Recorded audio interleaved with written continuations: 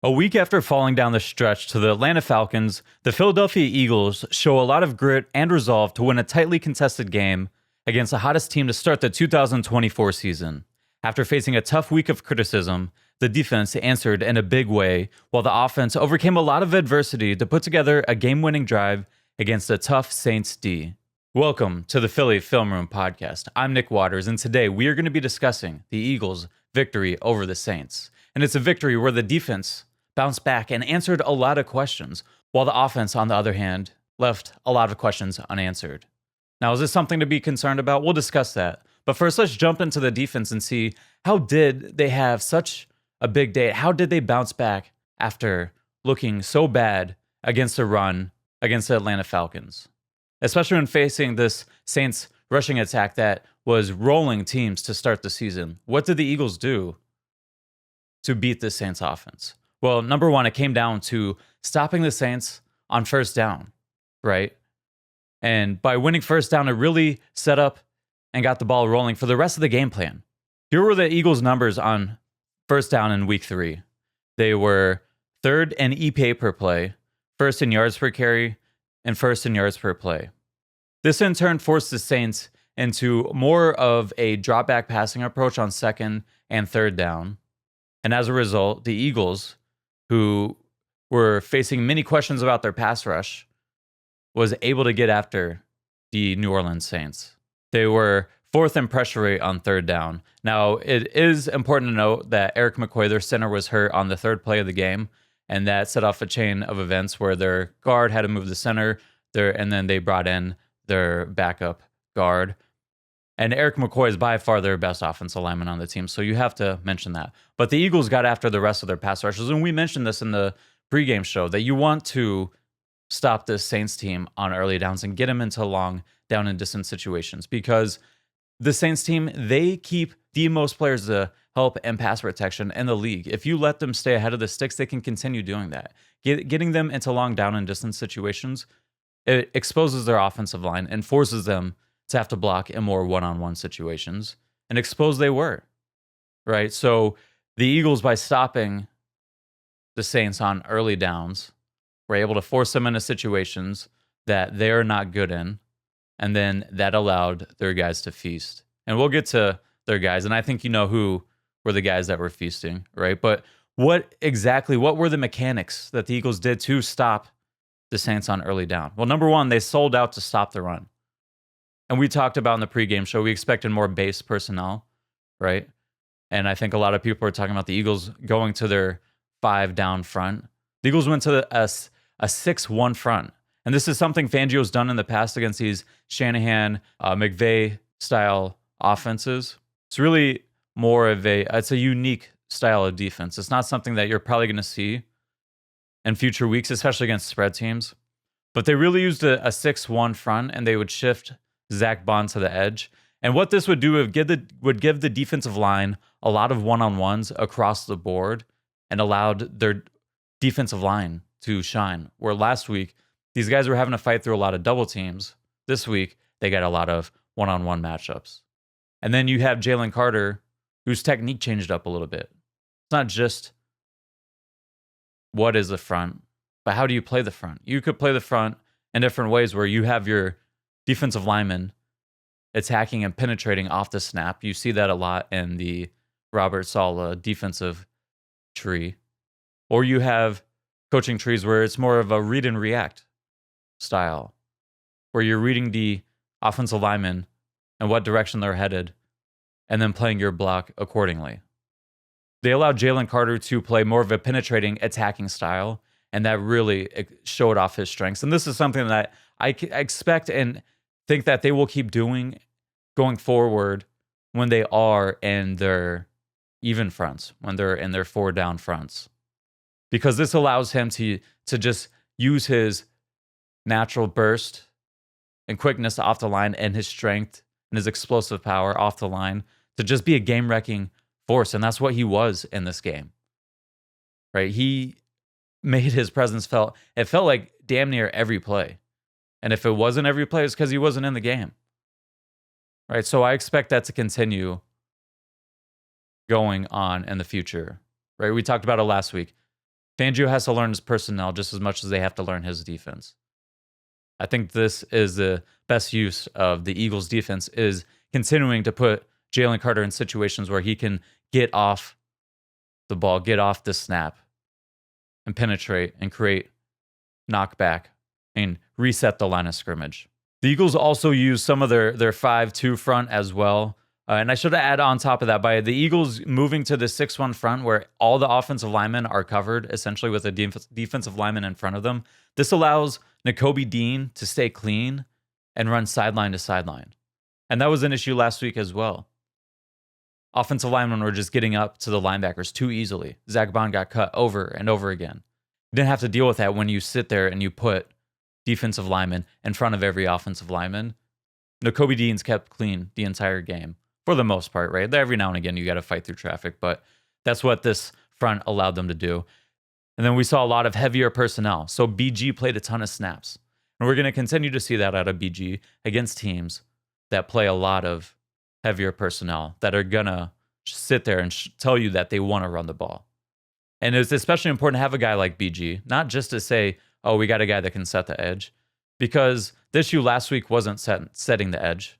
The issue this game, even when Bryce Huff got pulled, it wasn't him setting the edge. There was that one play where Kamara leaked out. I would say that was more so of him not finishing the rep well, right? But what was important was BG being able to pinch and play inside, play internal gaps, because that's what they were asking their defensive ends to do. A lot of times, Josh Sweat would pinch inside, or Brandon Graham would pinch and play inside. They're clogging the interior gaps, again, allowing the linebacker to flow, allowing your second-level players that are fitting into the run to flow and not have to deal with offensive linemen climbing up to them. So having a guy like BG is huge to be able to run something like this. Now, that worked to slow down the Saints' rushing attack. But when it came to their pass rush game plan, the Eagles were able to affect them there as well. So what did the Saints do, and how did the Eagles attack it? Well, the Saints did a lot of the same thing that the Falcons did in their pass rush protection plan we talked about last week, where they would slide the line away from Jalen Carter.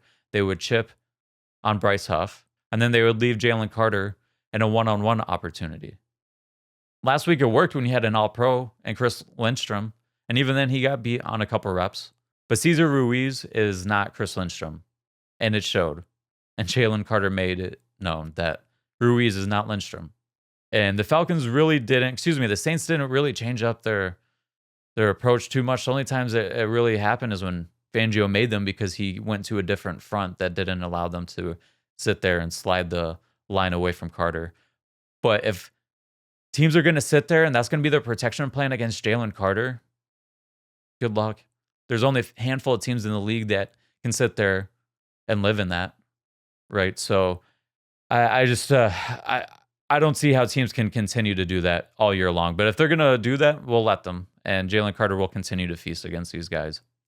Now, add into that, Fangio did run some early down stunts, which I think is crucial against these teams that use max protection play action plans, because it allows you to really isolate and take advantage of the flow of the protections at times, right? So we saw certain times last year, there's an example from Bradley Chubb getting a sack on a read stunt where he sees the offensive tackle blocking out towards him. He slants inside. The defensive tackle loops back around. He gets a free unblocked sack. You get that kind of stuff you could do an interior stunt with the defensive tackles, where if you read flow coming towards you, you loop back around. And we saw something similar to that. I don't think this was a read stunt. I think this was a called stunt in the huddle, but we saw that with Jordan Davis' sack. And we saw some other stunts throughout the game on early downs as well. So I'm glad to see that we were doing that. Now, the thing with that, the problem with the Eagles in week 2 is, and to some degree week 1, is when they would run these stunts, they wouldn't fit it right in the run game. So to be able to run these stunts, you have to continue to fit the run correctly as well. And at the end of the day, the Eagles' game plan worked. But is it sustainable? And I will say this, against teams that run this style of offense, I think they will continue to throw this out there.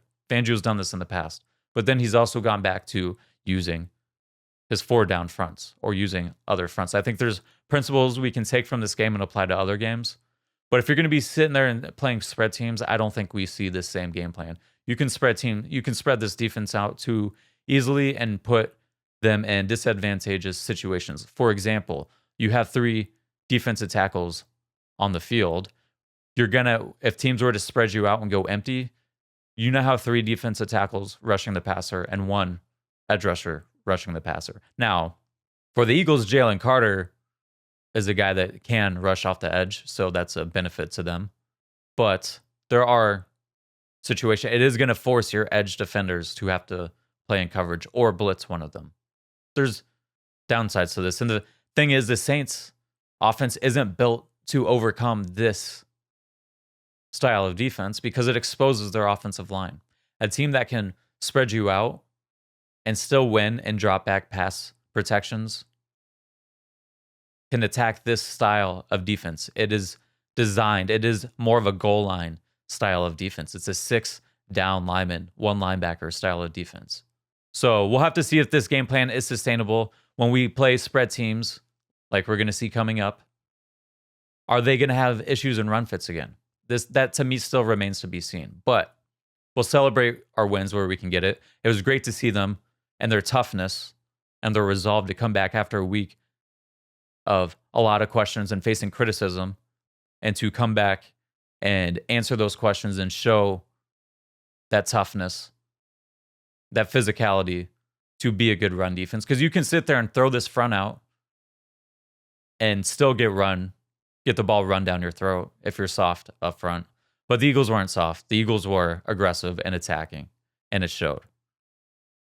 Now, we have to talk about some key contributors. We talked about Jalen Carter. He was a disruptive force all day, so I won't spend too much time on him. Again, the Saints try to block him one-on-one on a number of occasions. Cesar Ruiz, like I said, is not Chris Lindstrom. So the Saints needed to come with a different plan. Now, Brandon Graham, again, his body type, being able to pinch inside, allowed Fangio to be able to run this defense to a much better extent. But really, Zach Bond is a key guy that allows you to be able to run this defense. Because like I mentioned, there are situations where you can spread this defense out to a degree, even by not going to spread formations, by going to a slot look where you have 2 receivers on one side of the formation. That forces you to have to move a linebacker out of the box or drop a safety in to lock the box and keep the box intact. So when you do decide to keep 2 safeties high, like you want to do in a Fangio defense, in these situations, you're going to have to move a linebacker out of the box. And the Eagles would move Zach Bond off the edge into coverage. And he blew up a screen by himself, right? Showing that versatility, right? Then he shows his versatility playing on the edge, being able to set the edge and play through blocks, make tackles, string runs out to the sideline. And then he can rotate into an off-ball linebacker position, play the run from there, shoot gaps, and then drop back and play and coverage and run with guys down the middle of the field. Right? So his versatility is key. And we talked about it last week. He had a really rough game. This was a huge bounce back game for him. Zach Bond, this game to me shows you have to figure out ways to put him on the field. There are things he's going to have to get better at, but I think it's one of those things you live with some of the warts because he allows you to do so many things to help your defense. Namely, disguising your intentions of your defense. Because in the past, to be able to run some of these formations and what they're doing, you would have to bring in a different personnel grouping. And then that signals to the offense, hey, the defense is going to get into this front, and they like to run these plays out of it, and we can attack in these ways. Because you can run certain plays. Certain run plays are better against certain fronts. But if you don't signal that to the defense, because Zach Bond can sit there at off-ball linebacker and then shift at the last second to a different front, that's a key piece to the Fangio defense and to unlocking things that he is able to do. So Zach Bond is really... Jalen Carter is the MVP, defensive MVP of this game. Zach Bond is a hidden MVP in the fact that he allows you to fully unlock this defense. Because if you don't have a guy that can go and drop on the edge like Zach Bond can, you have issues. And even when he is getting beat, like last year you had Nicholas Morrow getting beat against running backs. Your best defense there, you hope that when he gets beat down the sideline that the running back drops the ball. Whereas Zach Bond, when he gets beat down the sideline, the ball bounces off his helmet. He's still in contention to make a play. So you need a guy like Zach Bond. Other things I liked, Moro Ojomo emerging as a pass rusher, had a really nice rep where he was able to generate some pressure fighting through a double team, even though they were stunting into the offensive line's slide, which is hard to do. It's hard to get pressure when you stunt into the slide. But he was able to get pressure anyway. And there's been a couple reps where we've seen his power really come into play as a pass rusher this season. I think he's really emerging as a pass rusher and as a piece that you can put next to Jalen Carter. So I'm excited to see that continue to grow. Our boy Reed Blankenship got another interception, continuing to show why this guy is a starting safety in this league. He's not a third safety. He's a starting safety in the NFL. Quinyon Mitchell, again, continues to grow as well. I mentioned this in last week's pod. Week 3, Quinyon Mitchell doesn't make the same huge game-breaking mistake that week 2 Quinyon Mitchell made. Namely, when the Eagles were in cover 2 on his side of the field, when he was a flat defender last week, he took the cheese and jumped the flat route, opened up the corner route behind him. Falcons get a huge 20-yard gain while they're trying to march down the field for a game-winning touchdown. This week, very similar situation. Saints need to go down the field to score, and Quinyon, same coverage, lets the ball take him to the flat. He doesn't just jump the flat. He sinks underneath the corner route and then comes up and rallies to the ball, right? So week 3, Quinyon Mitchell grew from week 2 Quinyon Mitchell's mistakes. And that's what you get out of rookies. This is why you got to play those guys and take those bumps and bruises early in the season. So when late in the season comes, when you're making that playoff push, these guys are ready. They're game ready. But you see certain plays like he should have had an interception. Should have jumped. That route that he jumped really probably should have had both hands out. And who knows, maybe week 4 Quinyon Mitchell takes that to the house. But it's great to see his burst show off. We saw that all over his college tape. That burst to close on throws underneath and downhill. It's great to see that same stuff play out that you saw on tape in college, to see that same stuff play out in the NFL. And then you see that out and up that he covered, that start-stop ability. Again, same stuff that you saw in the scouting process.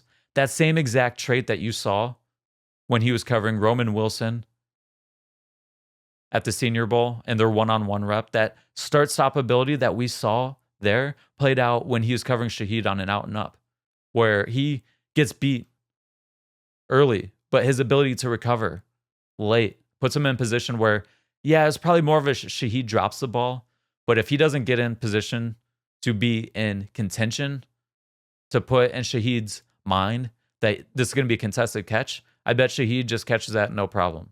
But then he ends up dropping the ball. And this is why I ultimately ended up saying that I thought Quinyon Mitchell should have been above Terrion Arnold. And this is why I was glad the Eagles picked him above Terrion Arnold, because in the same situation where you have to recover on an out and up like that, I don't think Terrion Arnold gets in the same position that Quinyon Mitchell was. And this is, I know I'm speaking for Eric, that this is a big reason for him as well. Just having that long speed gives you something that other guys don't. So it's great to see Quinyon continuing to grow. And then overall, things I liked, lastly, is the intensity from the defense to not back down and to rise to the challenge after getting the ball ran down their throat last week, to have some pride and to step up and show the intensity. And you see it with Jalen Carter at the end of the game. You could tell that this meant something to him, right? And this means something to this team.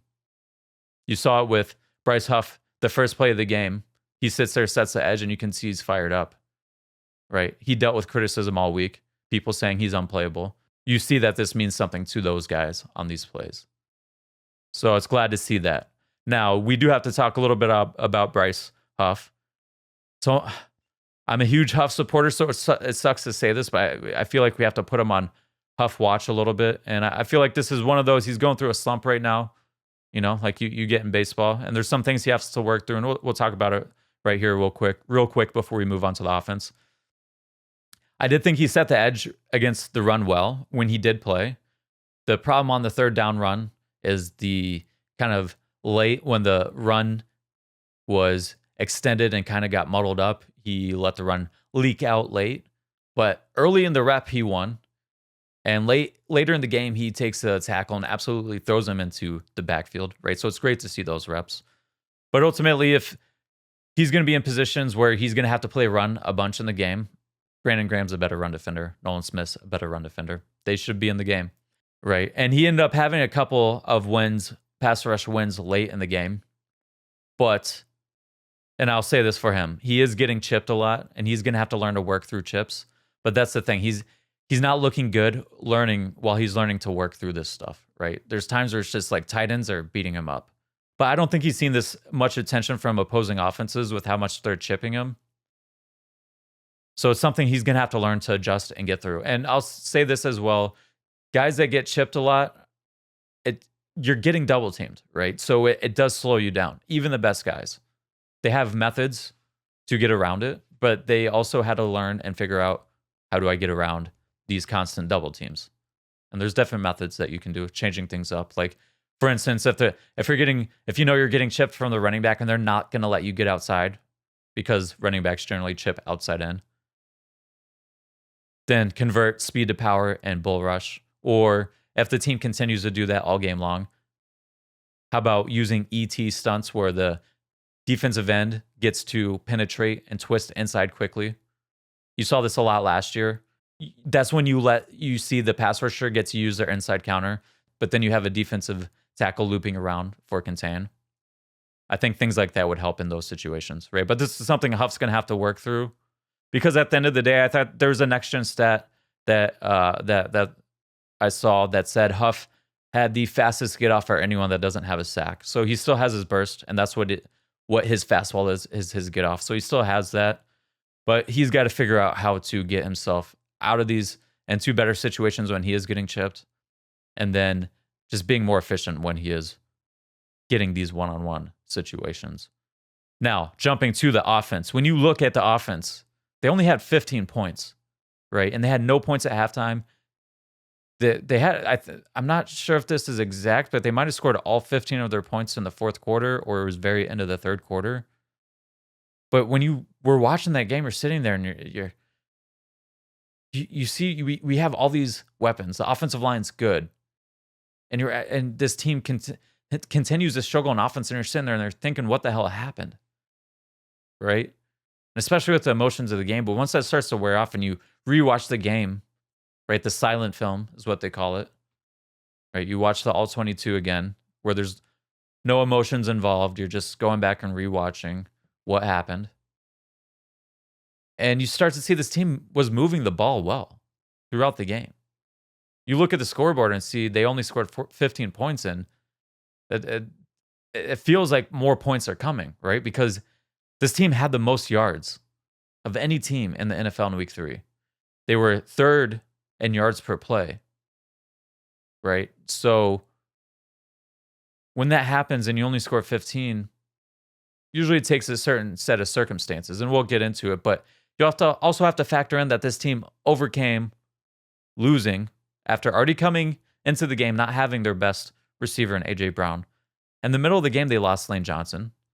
They lost Mekhi Becton and Devontae Smith and Britton Covey, right? And I think I named everyone. Offensively, Darius Slay got hurt on defense.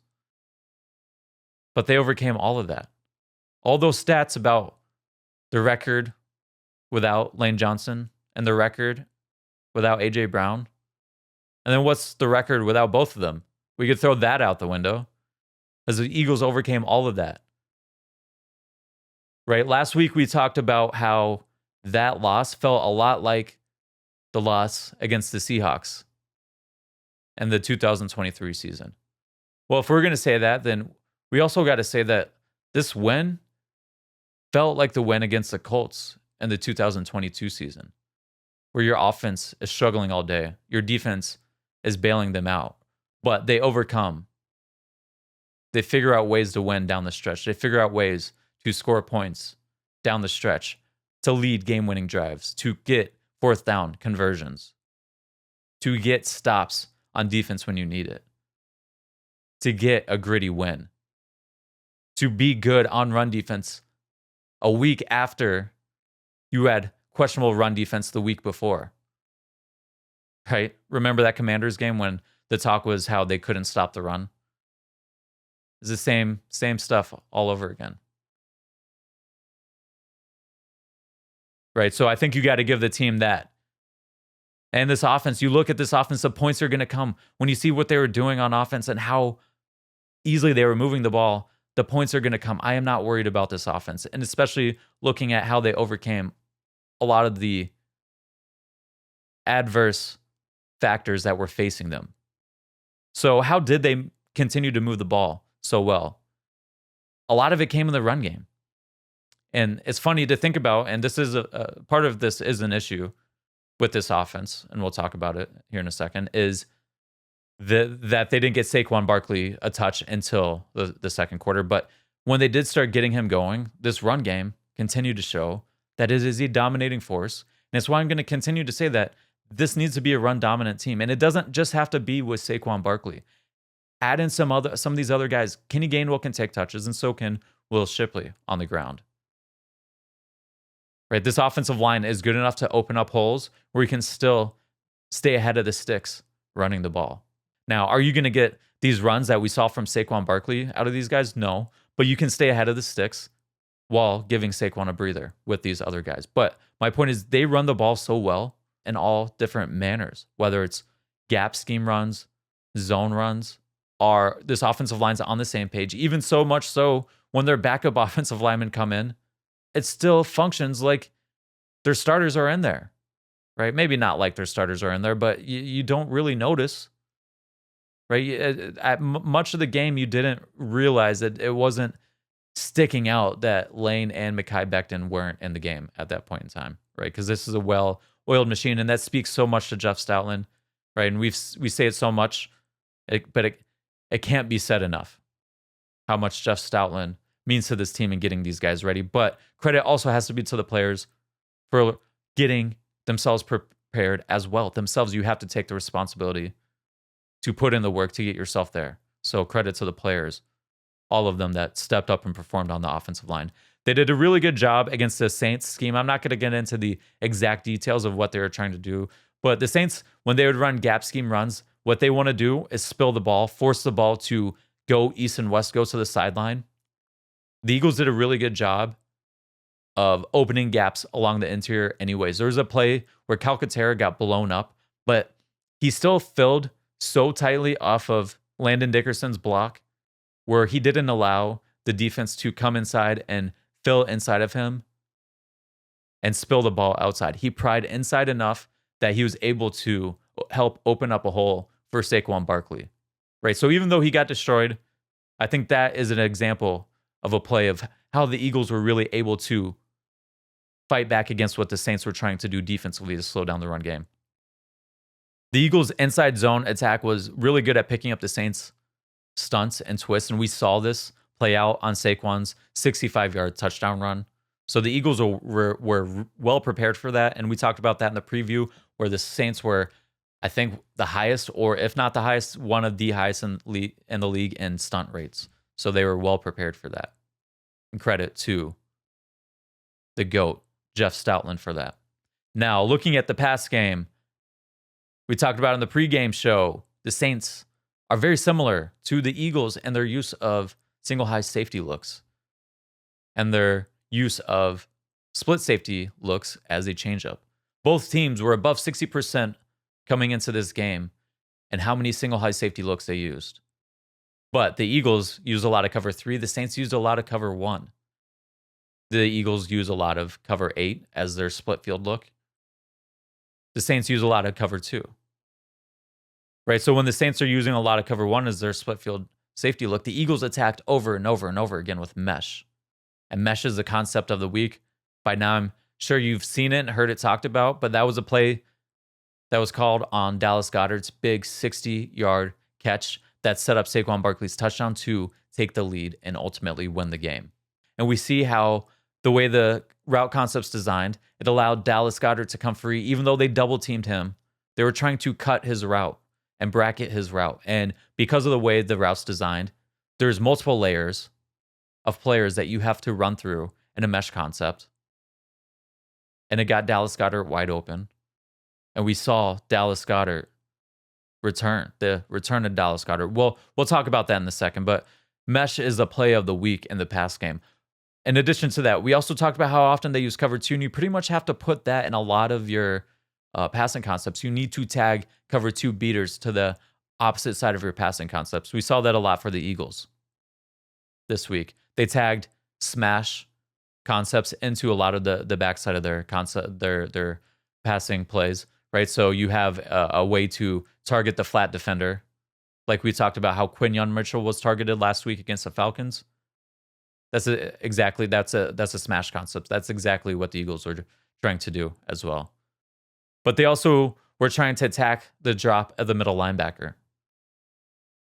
What I mean by that, in these split field safety looks, whether it's cover 2 or cover 4, right, quarters, or these quarters variations where you got cover 4 to one side, cover 2 to the other, what ends up happening is the middle linebacker has to relate to the drop of the third receiver. So whichever side has 3 receiving threats, the linebacker has to pay attention to that side of the field. So as a result, you can send 3 receivers to one side of the field and then attack the area that he's vacated behind him. So you saw the Eagles do this with the play to Devontae Smith on the interception.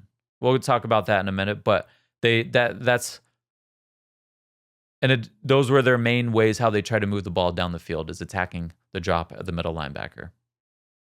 Right? We saw this as well with some other quick game concepts, running little hitch routes underneath his drop.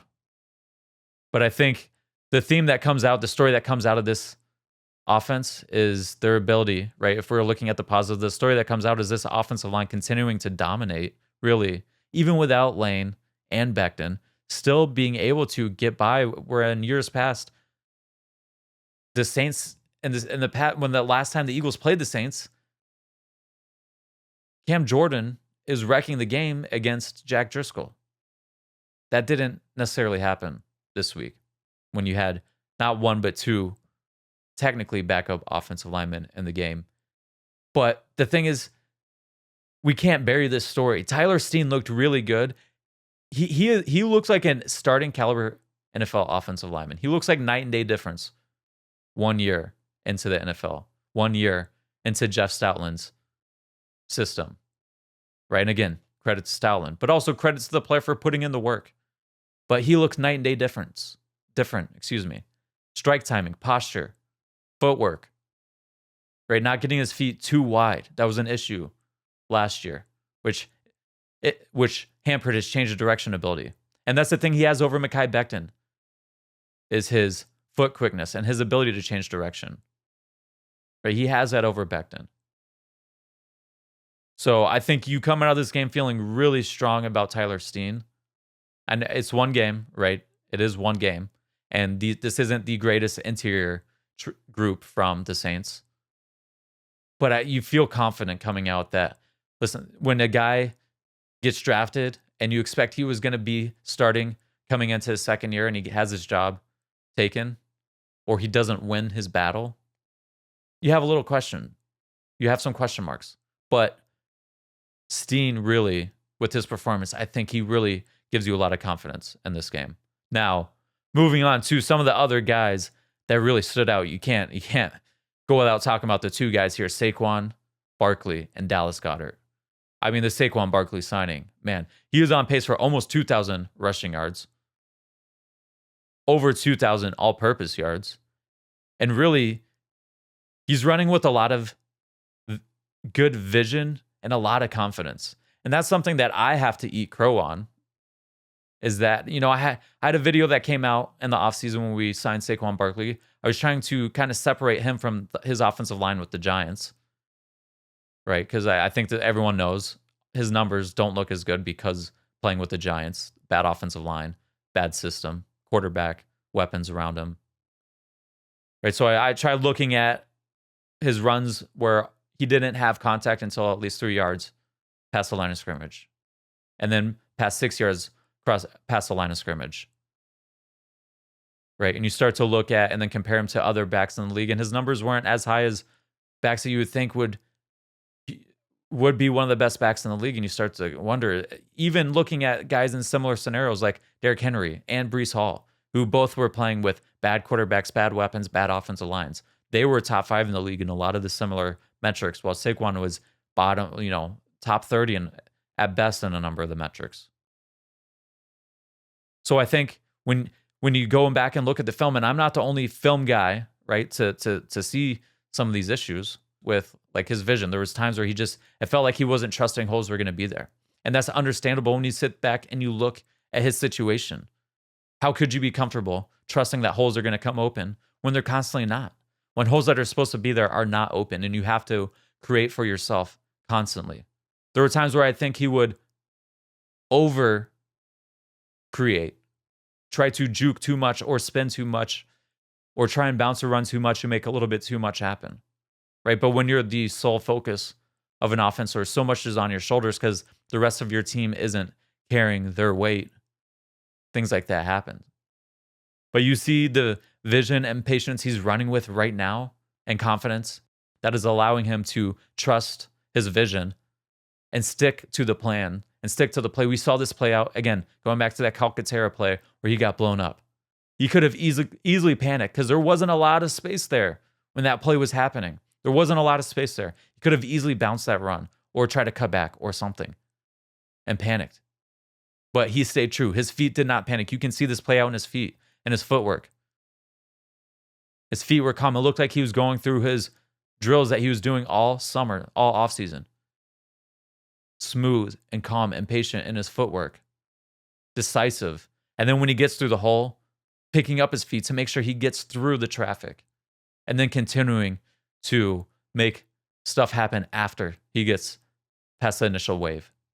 Right? So just a great example of Saquon Barkley running with a lot of confidence. And we get that Saquon Barkley, then you see these plays where he's creating for himself, where this offensive line, you pair him with this offensive line, there's times where this line, maybe something isn't available, right? But if you continue working, continue waiting, like we saw this in week 1, where he continued probing and then cut back to the backside, because this offensive line isn't just getting beat across its face all the time, if he keeps probing, holes open up and then things happen.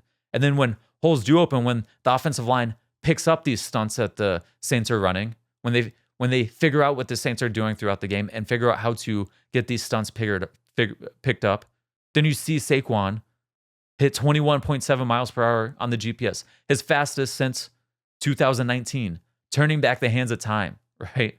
So you get that Saquon Barkley, that's an MVP candidate. That is, when people talked about him having that CMC effect for the Eagles, this is a Saquon Barkley effect right here. The guy's on pace for over 2,000 yards. Now, I will say this. He's also on pace for over 420 touches. So maybe we can figure out some ways to take some touches back. But Saquon Barkley, MVP signing of the offseason for the Eagles. Can't overlook Dallas Goedert as well, though.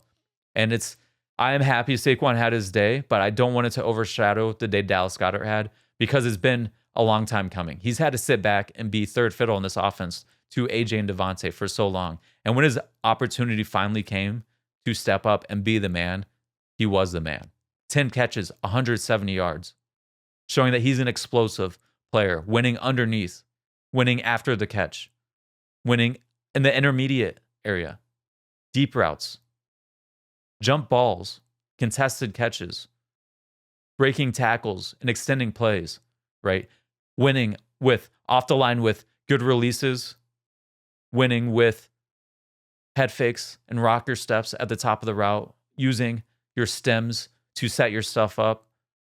Dallas Goedert had a really good game. And I like to not let this get overlooked, his work as a blocker. There's one particular play. He uses a technique that's an advanced technique, even for offensive line. It's called a slingshot technique. It's a technique you use when you need to cut off a player on the backside of a zone run that's going away from you, who has an advantageous leverage over you. So a player that's inside leverage on you that you need to cut off. You need to get inside of that player. So how do you do that?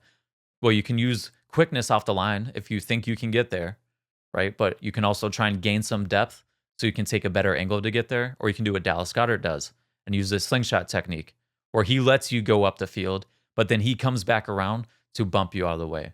And really what he's trying to do here, if you're watching this on YouTube, is he's trying to use his inside hand to wrap and pull your shoulders square while also helping to pull and sling yourself around, and then using your outside hand to club the defender up the field and change the angle. And you can see this play out on Saquon's run, how Dallas Goedert is able to knock the defensive end up the field ever so slightly that it gives Saquon just enough space to be able to cut the run back. This is an advanced technique that you see really the best offensive linemen do. To see a tight end, to see Dallas Goedert do, it just speaks to his level and his proficiency as a blocker. And this game right here is letting the NFL know that the Eagles have a game-changing tight end. And we might need him to step up. Speaking of these injuries, right? We might need him to step up going forward over the next short time span, right? And the thing is, I saw a team win a Super Bowl off the back of an offense that revolved around a really good tight end and a good rushing attack, right? So the Eagles can come up with game plans to win games in the short time span over the next few weeks. So we'll see how they develop and play that out. Now, looking at Jalen Hurts, we have to talk about the Jalen Hurts experience. I will say this. I thought he was much better in week 2 overall. We got to talk about the interception. I will put that on at the end of the day. I thought that was a great play, a play that I want to see from Jalen Hurts in terms of him knowing his coverage, looking off, and then coming back and throwing with timing and anticipation. Does it end up as an interception? Yes. But I love what I saw from Jalen in terms of how he got to the throw. But what I really put this on was Devontae in his route.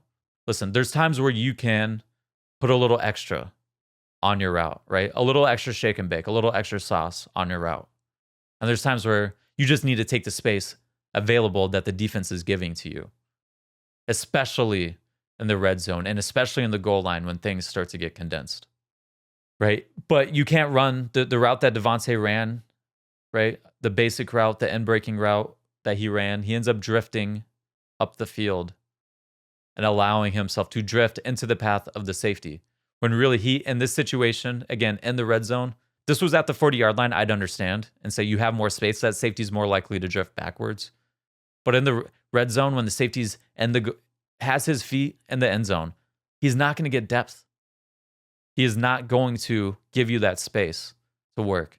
So you need to make a tighter turn, a tighter break at the top of the route there on that situation, right? And Nick Sirianni kind of talked about this a little bit, how he said he needed to do a better job of showing Jalen and Devontae clips of the plays and the different situations that they could be running this play in. Because the Eagles, this play is a touchdown play. This play was designed to take advantage of what we talked about earlier, attacking the drop of the middle linebacker in a split safety look. And this is a look that's very common. This red zone defense that we just saw is a very common look for teams in the NFL. So we're going to continue to see concepts like this. And I wouldn't be surprised if we come back and see a very similar iteration of this play in the future.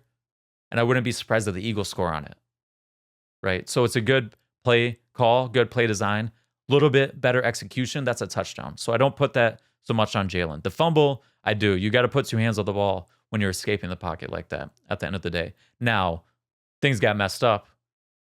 So I wouldn't he ends up scrambling. Nobody was open, right? And sometimes the Saints, they called a good play at the right time.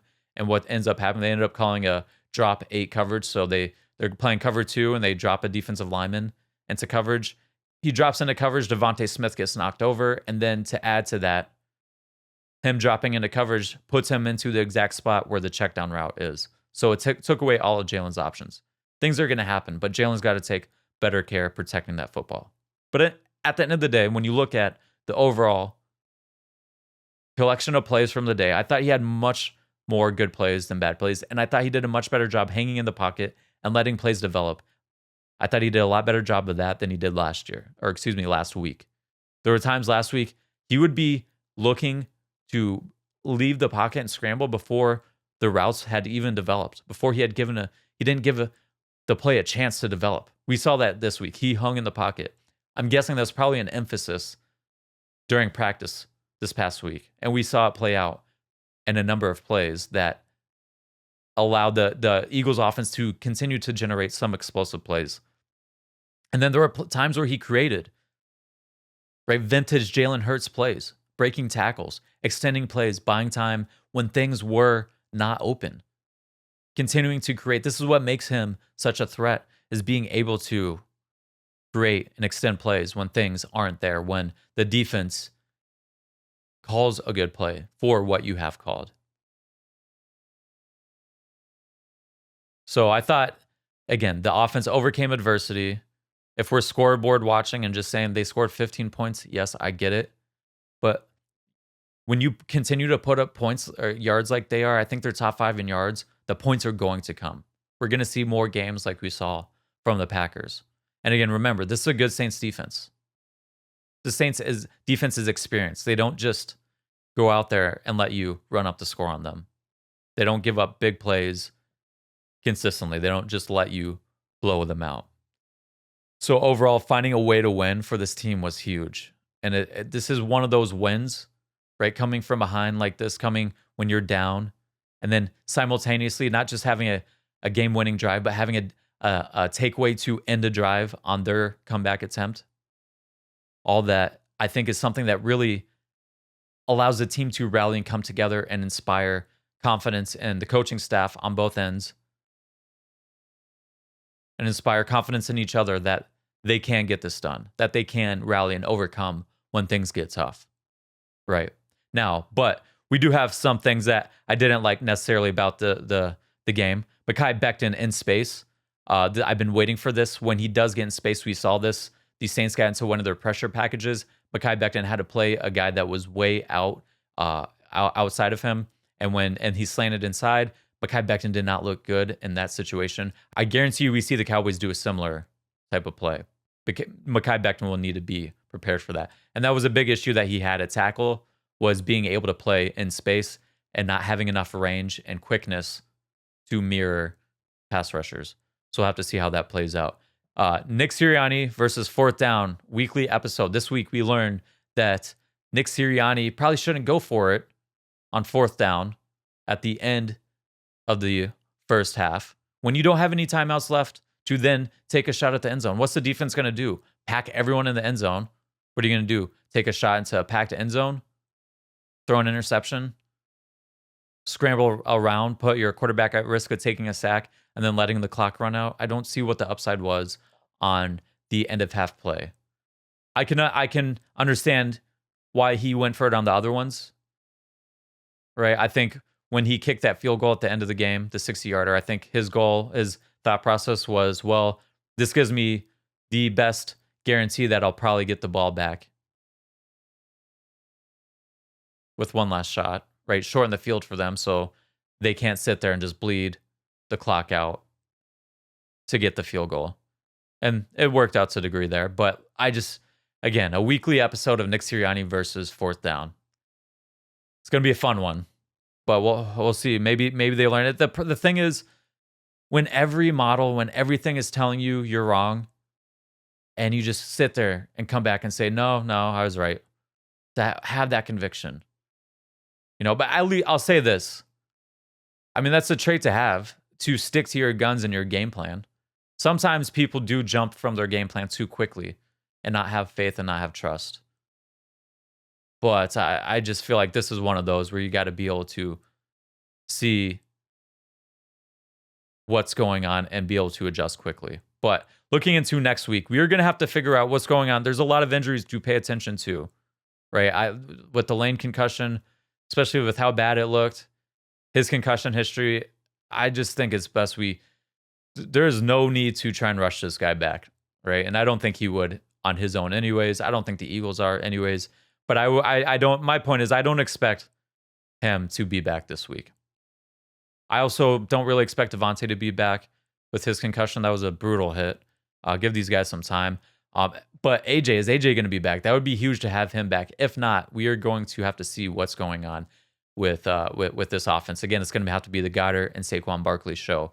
Touched on it briefly here, but Darius Slay injury. How long is he going to be out? I haven't heard anything to that end at this point in time.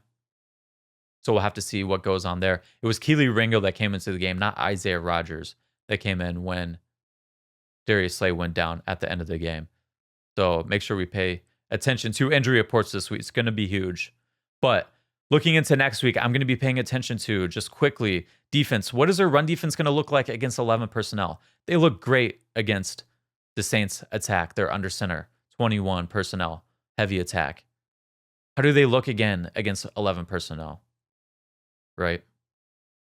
Do they continue to build comfortability in this defense, knowing their roles and their responsibilities? The more they learn, the more tools Fangio can start to implement to help take away what offenses are trying to do. But until they can do that, they might have to remain simple, like they did this past week. And there's pros and cons to both ends, keeping things simple. But most important, he has to keep the game plan scaled in a way where guys can play fast and not think too much. Offensively, can we fix some of these mental mistakes? They are so close to being able to turn in another 30-point performance. Can they clean some of those issues up? Because when you look back at the Eagles' offense, a lot of their drives were ending on the Saints' side of the field. It wasn't like they were getting 3 and outs. These drives were moving, but they were just sputtering out for one reason or another. Can they clean up those issues so they can punch the ball in? Can they make better decisions on 4th down so they can take some of the points that are available? Right? We'll have to tune in for next week's episode, but we'll find out next week, right? So until next time, make sure to like, subscribe, and spread the word. And until next time, go Birds.